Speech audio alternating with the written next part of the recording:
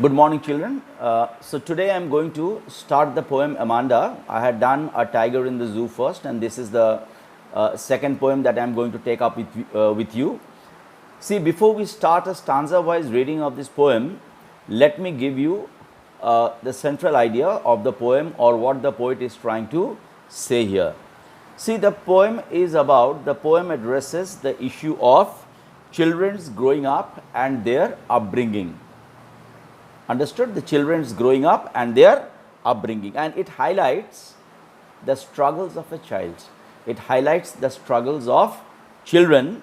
See, indirectly the poet here stresses the fact that, let me put it this way. See, parents have a great responsibility to bring up their children in a proper manner. It is the responsibility of parents to see to it that their children grow up to be good citizens. However, in doing that, we should not take away the freedom and spontaneity of the child. In trying to educate the child, in trying to train the child, we must not make the child feel that he or she is repressed. We must not make the child feel that he or she has lost his or her freedom. See, in this particular poem, in Amanda, the parents of this girl named Amanda are trying very hard to prepare herself to be acceptable to the society, and to do so, they restrict her in many ways. In trying to ensure that Amanda is, accepted socially, she grows up with the correct social manners and etiquettes. What they are indirectly doing is they are taking away the child's freedom and they are repressing the child. To such a point, they are doing that to such a point that Amanda feels, as she grows up, she feels that she is being continuously nagged, she is being continuously put down, she is being continuously taunted and jeered, and she desires freedom. She desires to go away even from her parents.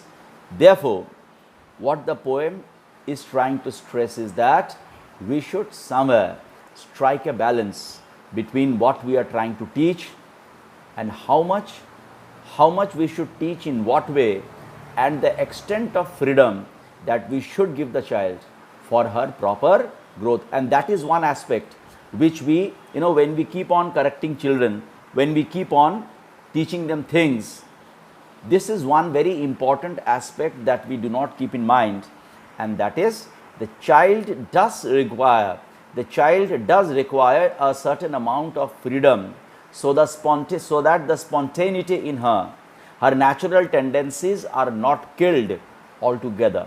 Because once you do that, the child stops living. She is mentally dead.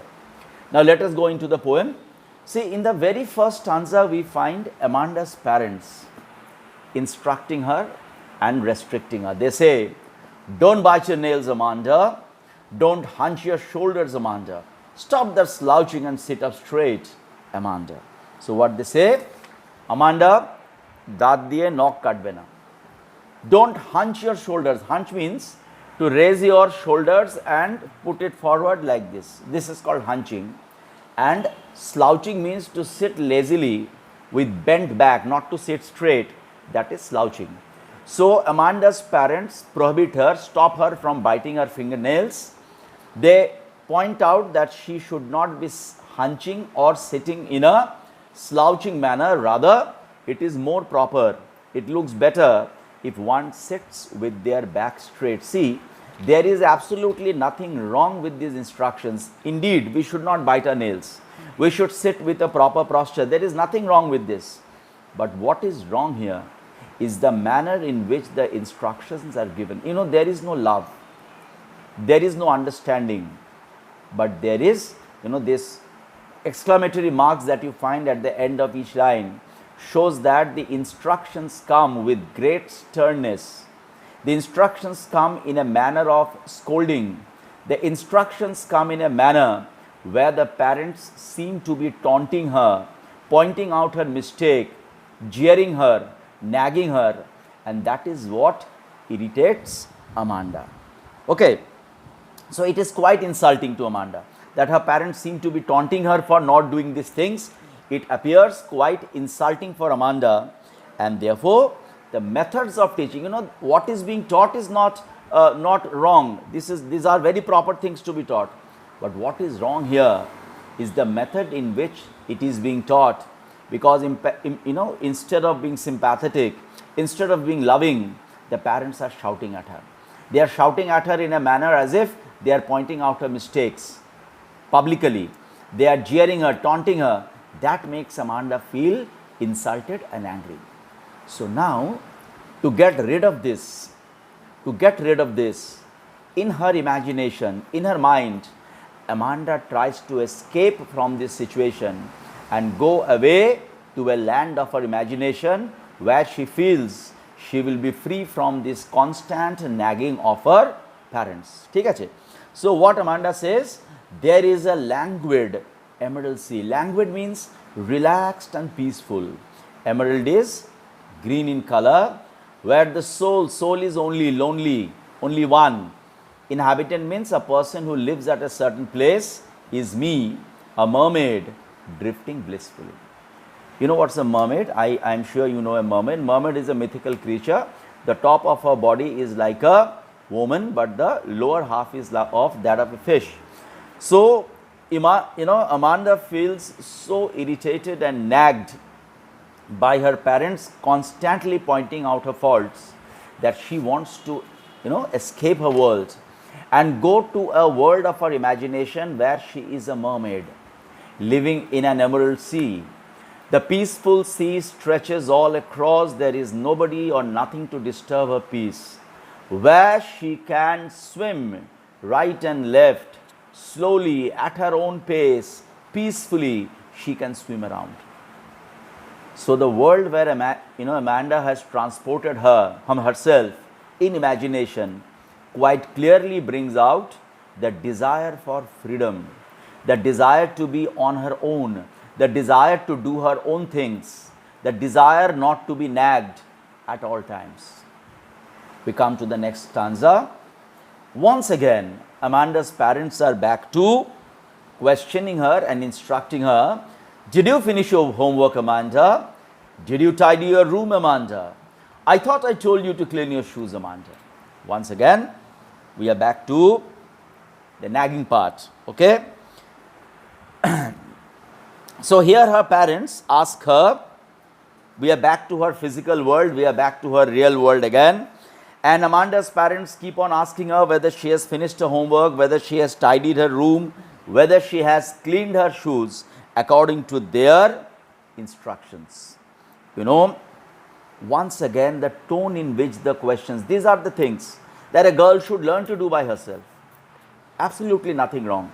A girl should do her homework in time, she should keep her room tidy, she should learn to keep her shoes tidy. But the tone, the manner in which the parents say these things, what happens? Amanda feels insulted, humiliated once again. And in fact, Amanda by now, she doesn't care for what her parents say, because she feels that their attitude is always nagging. They do not leave her alone. And all the time they go on, do this, do that, don't do this, don't do that, come here, go there, so on and so forth.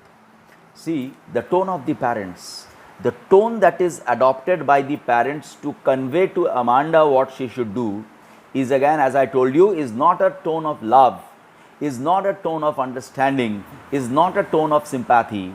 Rather, it's a rather severe, stern, commanding tone which makes Amanda feel that she is being nagged. See, this statement, I thought I told you to clean your shoes. That means it had been told once earlier, and now Amanda is being reminded of the same thing again.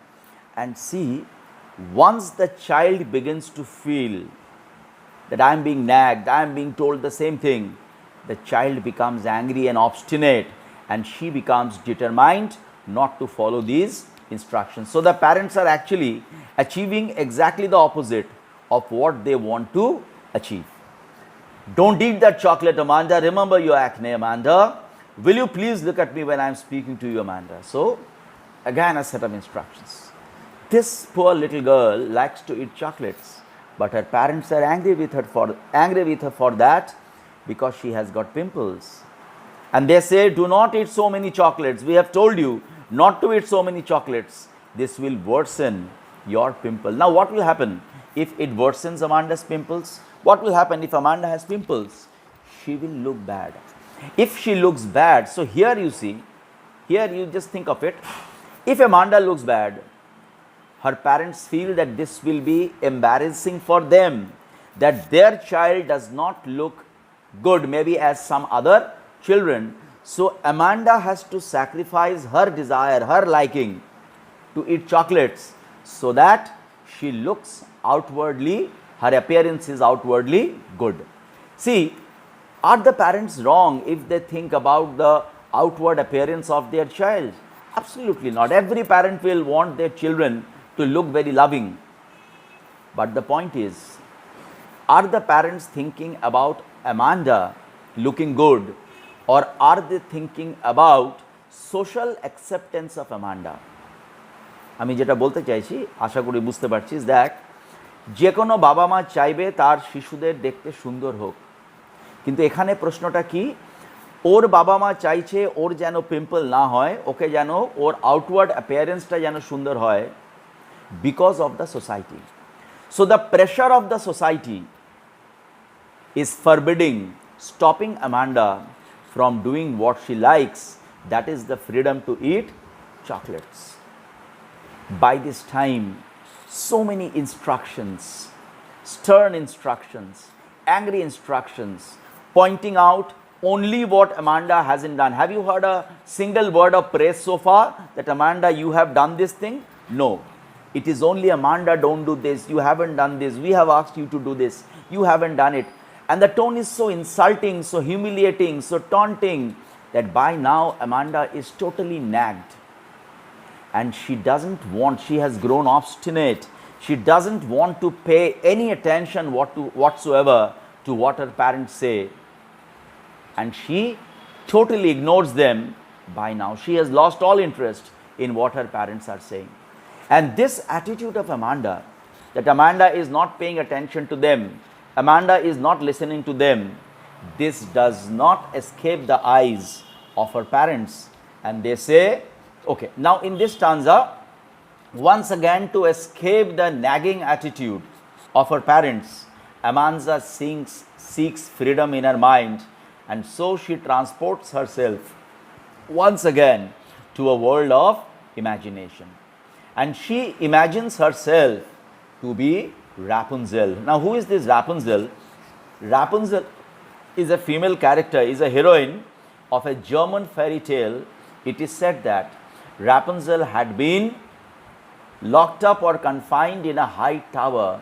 This Rapunzel, a girl with long golden hair, she had been confined to a high tower.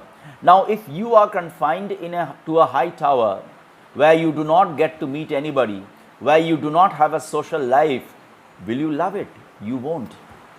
But to Amanda, that life in a tower is tranquil and rare.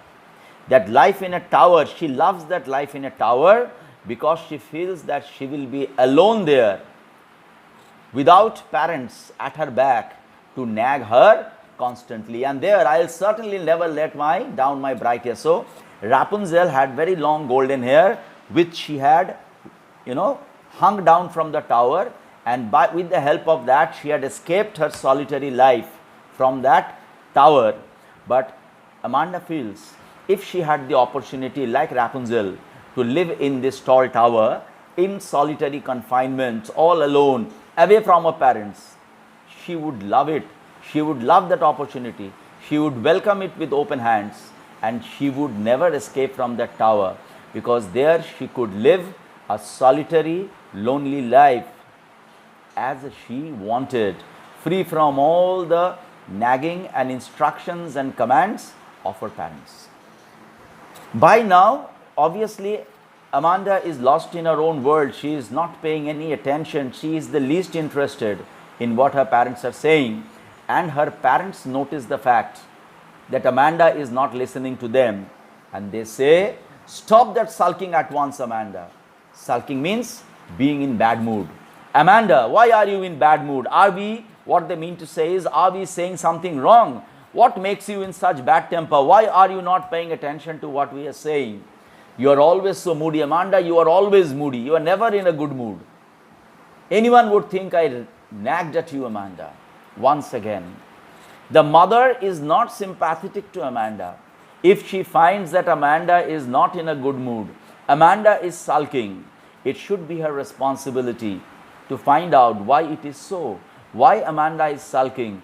What is the cause behind Amanda's bad mood? What does the mother do? Before in the poem, they think more about the social acceptance of Amanda. They think more about how the society will look at Amanda rather than looking at what Amanda likes to do. Similarly here, they are not bothered about why Amanda is sulking.